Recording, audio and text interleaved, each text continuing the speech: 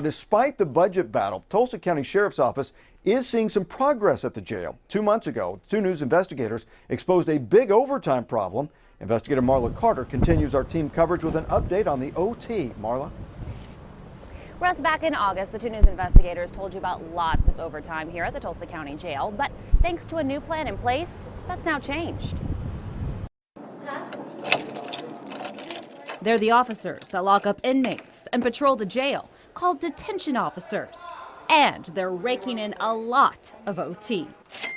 In fact, last year they went over the OT budget by $650,000.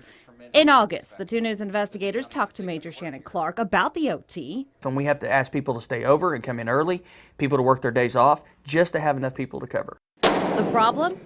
The salaries had been lower than other counties, making it hard to retain officers. Plus, people didn't know the county was even hiring. Tulsa County Sheriff's Office wants you. So the Sheriff's Office started an ad campaign to spread the word. Plus, salaries increased. And their efforts are working.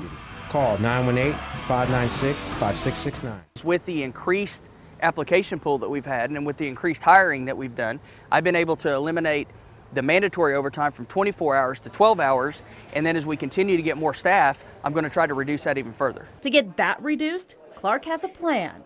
Get boots on the ground quicker. We're trying to hire more people. We're trying to retain more people. We've shortened down our training program so we can get the people into the facility and working much quicker.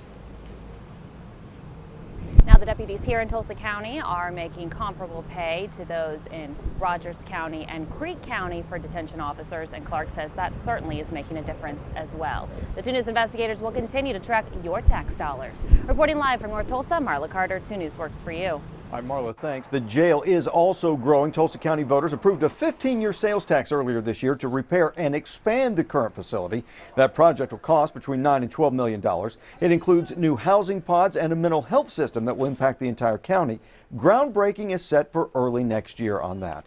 Coming up tonight on 2 News at 6, we'll tell you why at least one county leader thinks that this debate over funding the jail will not be settled this week, and why he thinks it's headed for a courtroom.